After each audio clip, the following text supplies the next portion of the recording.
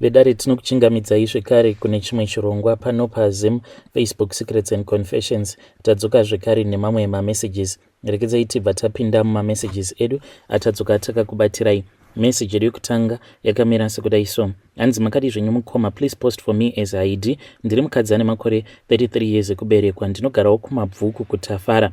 Ndoda kureurura kuuraya kwandakaita vamwene vangu. Nyaya yangu yakamira sekudai. Ndakaroorwa nemurume wangu. Ndakasvikira kumba kwavamwene vangu ndikagara navamwene vangu dzinenge 2 years nekuti life yedu yainge isina kunyatsokumira zvakanaka, nekuti pandakaroorwa murume wangu basa ndokubva rapera. Saka ainge ava kungokiya zvekuti tinge tichiwana chikafu. Saka vamwene vangu vakabva vatanga kundiratidza imwe picture yainge isingaiti. Ndainge ndava kuitwa sekunge ndini ndainge ndakonzeresa kuti mwana wavo ange achizosvika pakudzingwa basa. Ndakapedzisira ndisisawirirani navamwene vangu nekuda kwemashoko avo ainge achibuda mumuromo mavo. Ndakambobatwa nepfungwa dzekuda kusiya imba yangu ndodzokera kumba kwedu, asi ndakazozviudza kuti ndainge ndisina kuroorwa navamwene. Pano ndainge ndichagarira murume wangu kusvika iye anditi chibva handichakudi. Saka murume wangu akazowana basa mukoma ndokubva atanga kushanda. Murume wangu akabva atanga kuita mari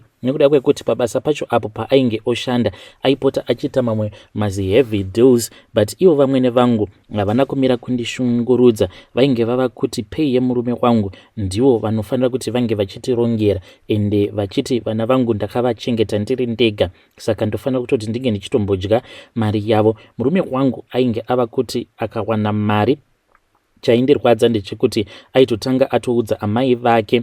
Ndivo amai vake vaizopa decision kuti mari yacho taizoishandisa sei. Ndakabva ndatoona kuti pano ndikapusa ndini ndinosiya imba kana kufa. Ndipo pandakabva ndaudza tete vangu zvese zvainge zvichiitika. Tete vangu vakabva vanditi inyaya diki iyo muzukuru. Handina kuziva kuti tete vainge vatoronga kuti tisote amwene vangu. Saka tete vakabva vanditi pane munhu anobatsira wandiri kuda kuti tinge tichizoenda kunomuona. Handisi uyo mukoma. Tikabva tazonomuona. Ndakazobuda natete takabuda tichienda kwaMutoko kumusha kwemurume wavatete vangu. Ndiko kwainge kuine munhu anobatsira kunyanya panyaya dzekugadzira misha iya inenge yava kuda kunoputsika. Fast forward takati tasvika kwaMutoko, ndakaendeswa kumba kwevamwe gogo ava ivo vainge vachishandisa girazi. Ndichisvika gogo ava vakabva vatarisa girazi ravo. Pagirazi pavo pakabuda amwene vangu vachizama kuda kuti ndinge ndichirambana nemurume wangu. Saka gogo ava vakabva vanditi ndisati ndatanga basa, mubhadharo wangu ndoda mbudzi 2 ne50 US yematare ndobva ndapedza nhau dzako. Tete vangu vainge vaine mari vakandibatsira kutenga mbudzi ne50 US zveshuwa gogo vakasota vakabva vazondipa mushonga wekunoisa muchikafu kuti vamwene vangu vange vachizofa. So vamwene vangu ava mukomanashi vakabva vazobatwa nechirwere cheche chisina kujairirika. Vatete vangu vakanofira kune chimwe chipatara chiriko kwaMutoko uko, vakafa vaine iya inonzi leprosy. Ende mukomanashi vamwene vangu vakarwara, uye zvekare dzimwe nguva taiti kuti tichitoenda kunovaona paya kana murume asingakwanisi kuenda neni aibva andipa mari achinditi mari iyi uri kufanira kuti unge uchizonoisiya kuitirawo kuti kana vaine zvavanenge vachida vanokwanisa kuzozvitengera. Mukoma ndaibva ndakamura mari iyoyo. Mari yacho ndiyo yandaibva ndazonopa ivo vatete vangu. Vamwene vangu vakazofa, uye zvino patova ne8 years kubva zvavakabva kufa. So mukoma dambudziko ravapo nderekuti amwene vangu ava vanopota vachitondimukira chipoko. Vamwene vangu ava pandinowanzokuvaona ndinokukwanisa kukaruka pakati pausiku. Zvinowanzokuitika kuma 12 am kana kuti na1 AM. Ndinoti kana ndamuka ndinobva ndatovaona vanenge vakamira nechekumakumbo kwemubhedha uko. Uye zvekare pandakazoudza vatete ndakabva ndanzi handifanire kuvhunduka kana kuita sei. Ndine kamwe kamushonga ako kandakapiwa kekuti kana ndikaona chipoko chavo vamwene vangu ndinobva ndazokatora kamushonga kaya ndobva ndazorara ndakakabata. Zvino ndinoti kana ndikangokatora kamushonga kaya ndikakabata, then mweya wavo unobva watonyangarika. Hama dzangu ndidzo dzinozviziva izvo zvandakaita mukomanashi. Hey, vedare ndo message iyo yandakatumidzirwa ichibva kuna vahanzvadzi vedu. Please ngatizamei kuti tinge tichitaura navo vahanzvadzi vedu ava mucomment section. Rekedzai tibva taenda panyedu inotevera. Nyedu inotevera yakamira sekudai. Hanzi makadii zvenyu mukoma Nashi, ndinewo nyaya yangu yandinokumbirawo kubatsirwa nema-ideas kuti ndodii. Nyaya yangu ndiya baba vangu. Baba vangu vakashaya pandainge ndiine 12 years, ndopavakashaya, mainge vakazofa vorwara zvavo, uye zvekare baba vangu vainge vaine vamwe vana, so vafa kudaro baba vakabva vazovigwa, so mukoma vakangosiyiwa kusina kana kuvakirwa guva ravo kana chii zvacho. Ndakazotiwo ndakura ndakuda kuvakira guva rababa vangu, ndokubva ndaenda mukoma Nashi. Then ndakati ndaenda kuya ndiri ndega, havana kuti dzimwe hama dzababa dzakazozviziva sei, ndokubva dzazondiaccuse dzikabva dzati zvandainge ndichida kuti ndinge ndichiita, ndainge ndichida kuromba uye zvekare nekusimbisa urombwa hwangu. Ndainge ndatobva kuSouth Africa ndikabva ndadzoka kuZim. Mushure mekunge ndafamba ndikabva ndaudzwa kuti chainge chichikonzeresa kuti ndisakwanisawo kubudirira muupenyu and why chiraramo changu chainge chakasungika kudaro, it was because baba vangu he was not happy and guva ravo rainge richingotorwa nemvura gore negore. Saka mukoma Nashi ndakabva ndataura nevehukama, saka vehukama ivo vakabva vandiignore pamawhatsapp group. Saka ndakati zvino ndodii, and madhamu vakabva vati kana vamwe vachikuignore sezvavari kuita izvi, it means kuti ivo vari bore, but tararai maone upenyu hwacho hwatiri kurarama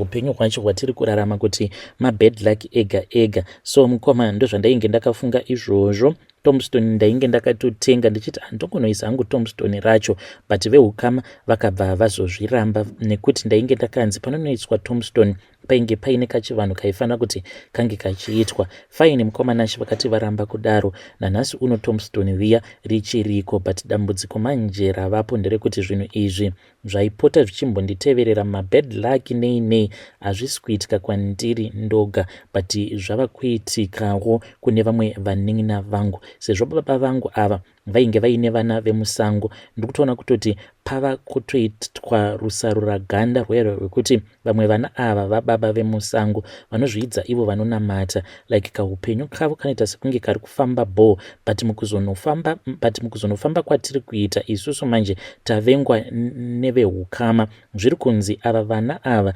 vemusango vakaitwa nababa, ivo vane backup, strong spiritual backup kubva kumadzisekuru avo, not because vanonyanyisa kunamata, but hanzi madzisekuru avo vane ushereketwa hwavo hwavainahwo ndohuri kuita kuti upenyu hwavo hunge huchiita sekunge huri right. Mukoma takamboti zvimwe kuda maprofita anoreva nhema, then takazomboitiswa imwe miko iyoyo takabva tanzi vanhu ava vane madzisekuru vane zvikwambo zvine simba, saka tichangoita kuti miko iyi inge ichizongova temporary so that vasazoita go back to sender again kwatiri, nekuti zvikwambo zvacho zvainge zviine simba, zviri zvikwambo zvehondo. Mukoma Nashi takabva taita zvatakaita paya, then mwana umwe imwe half brother yangu akarwara mukoma, yainge zviri very serious and aitomanifesta. Audio iyoyo yakazouya kwatiri by mistake because vainge vari pakati pekutumidzirana maaudios, saka imwe sister yangu ndiyo yakabva yazotumidzirwa audio iyoyo iye asati atomboiteerera akabva aiforwarda kwandiri, then ndokubva yazodheletiwa nayo half brother yangu iyoyo, and nanhasi tichiri nayo audio yacho vachitotaura kuti tikufanira kuti timbodzokera kuguva rababa. Zvino ivo vachizviti maKristu, kuguva rababa, why is it vainge vachida kudzokera kuguva rababa? Ndiwo mubvunzo wangu iwowo mukoma Nashi. Takabva tazongoisa audio iyoyo mufamily group, tikabva tabvunza kuti ko imi zvamunoti munonamata zvatainge tichida kuti tinge tichinoitawo kuguva rababa, mukati you never support us, ko apa mwana uyu zvaari kurwara, why is it muri kuda kuenda kuguva rababa? Mukoma takatongopiwa blue tick nehama dzose, mwana uyu akabva azorikavha. Saka kunoku kune vamwe madzimai vakabva vazopa tsanangudzo kune mukadzi wangu, saka kunoku kwatigere kune vamwe madzimai avo vakazoudzawo mukadzi wangu kuti vanhu ava vakazotoenda kuguva rababa kukanoitwa chivanhu chakaitwako in secret, ndokusaka mwana akazokwanisa kupona. Saka ndiyo nyaya iyo yandiinayo mukoma Nashi. Ndiri kutotsvakawo mazano kubva kune vedare renyu kuti zvazvadai hama zvadzisingadi kuti dzinge dzichitibatsirawo. Ndokudawo kubvunza kubva kune vedare renyu kuti zvazvadai tinofanira kuti tinge tichiita sei.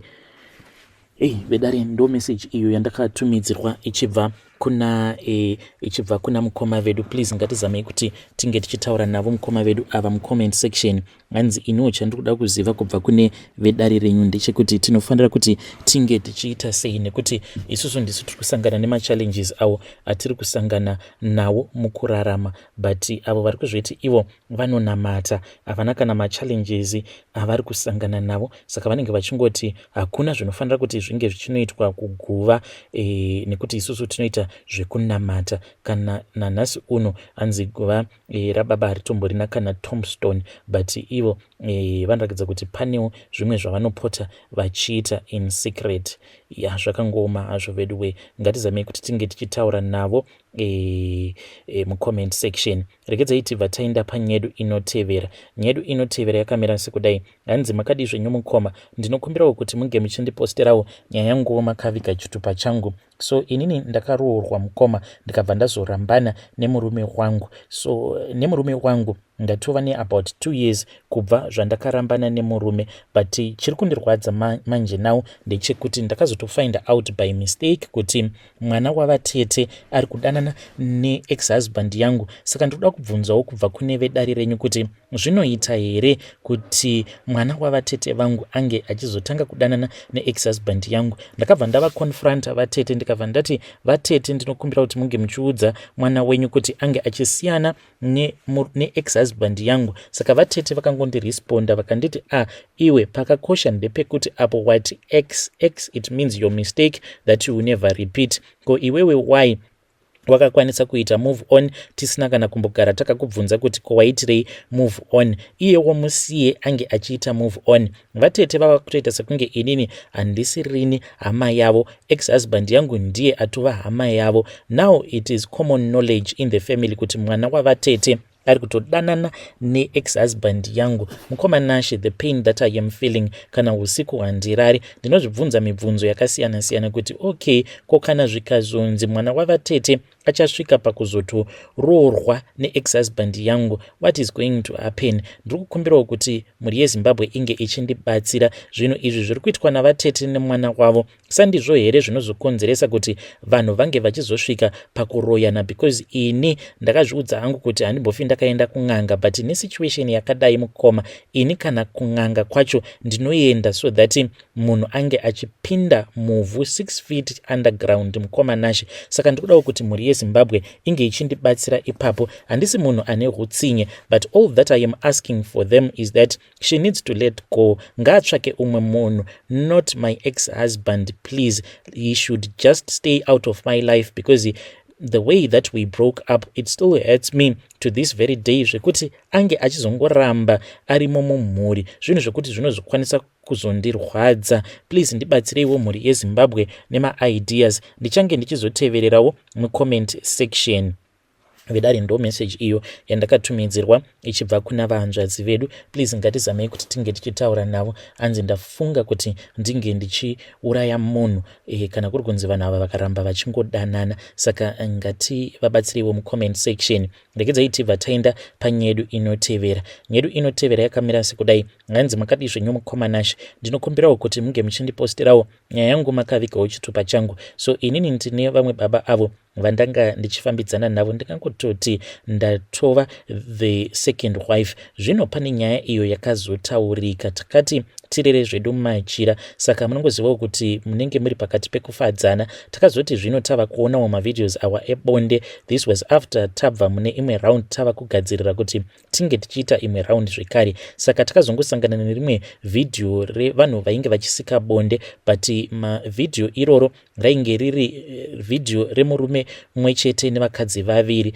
vainge vachiita murume uya. So mukoma Nashe, murume wangu iye ndakatonzwa kutoti sikarudzi yake, the way yakazoresponda, ndakabva ndamuti imi sikarudzi yenyu iri kuresponda inini kuti ndakaibata here kana kuti zvatiri kuona. Akabva aramba akanyarara, akabva anditi unoziva chii mukadzi wangu? Ndikabva ndati no, handizivi, ndiudzei. Akabva ati I just imagine kuti what does it feel like kuti unge uchikombewa nevakadzi vaviri uchiita bonde navo. I got so shocked mukoma zvekuti ndakatomboita turned off, but iye akabva anditi like it is a fantasy iyo yaanoti hanzi yakatanga almost about 3 years ago. Ndikamubvunza kuti saka makazoita sei nayo fantasy yacho iyoyo, akati no, I had been telling myself kuti I will never do such a thing, but akabva azoti kwandiri iwewe ndiwe unoziva masecrets angu ose. Akabva ati dzimwe nguva dhiya pandinenge ndiri pamusoro pako ndinotoimagina ndichiita bonde newe uye zvekare naamai guru vako at the same time. Zvinhu zvekuti zvakandirwadza, but sezvo ari munhu wekuti he is very open enough with me, ndakabva ndamunzwisisa. Zvino mukomanashi ndo zvaari kusuggesta izvozvo, ari kuti maybe tinofanira kuti tinge tichitsvaka umwe munhu, because akati kuna Gulezi kumakata havangambofi vakabvuma zvinhu zvakadaro, because already ivo vakatoti kundiaccepta kwacho kunokwanisa kuzototora nguva. Saka handizivi mukomanashi iye ari kuti ndo fantasy yake, ndodii naye munhu uyu, should I just let him play out his fantasy here kana kuti ndodii? Because akati iwewe you need to know kuti now the ball is in your court, you have to find someone, umwe munhu wekuti tinokwanisa kungopota tichimuita our sex partner. Mukomanashi zvinhu izvi zvandikuda kuitiswa I feel as if zviri very gross. I never thought about something like that. Ndikuda kubvunzawo kubva kune vedare renyu, variko here vakamboita zvinhu zvakadaro zvekuti munenge muri vakadzi vaviri pamurume umwe chete in the same bed at the same time? Please ndibatsireiwo mhuri yeZimbabwe. Murume uyu ndinomuda uye zvekare ane mamwe madevelopments awo aandiitira muupenyu hwangu, some of the things that I never thought I was going to achieve, uye zvekare sehanzvadzi dzangu asimudzira hanzvadzi dzangu dzose avo vainge vari marombe iko zvinozvi vava vapfumi nekuda kwake. Saka iye anoti ndokasili fantasy kaainako, ari kuti zvimwe kuda kana ndikangoita play out that fantasy only once anobva asiyana nazvo. Murume uyu handiri kuti ange achizosvika pakundihurira. Ndinotya kuti nemari dzake idzo dzaainadzo mukufamba umu kana akazorasikira kumahure, I am very sure kuti mahure havangamborambi nekuda kwekuti ane mari. Please ndibatsirewo mhuri yeZimbabwe. Iye anogara achindiudza kuti Gulezi vako vane zvimwe zvinhu zvavasingatombozivi pamusoro pangu, iwewo zvaunoziva, ndokusaka ndichikubudira pachena about some of my fantasies. Akabva anditi kunyange iwewo wani kana tiri panguva yebonde ukanditi ndiitire chakati ita chakati ndozvinondinakidza, ingwa wani ndinokuitira, ko wadii wangondiitirawo inini zvinhu zvandinodawo kuti unge uchindiitira. So please assist me mhuri yeZimbabwe. Kana mukaposta nyaya yangu mukoma ndiziviseiwo, ndichange ndichizotevererawo mucomment section. Vedare ndo message iyo yandakatumidzirwa ichibva kuna vahanzvadzi vedu. Please ngatizamei kuti tinge tichitaura navo vahanzvadzi vedu ava mucomment section. Strange things indeed they do happen in this world.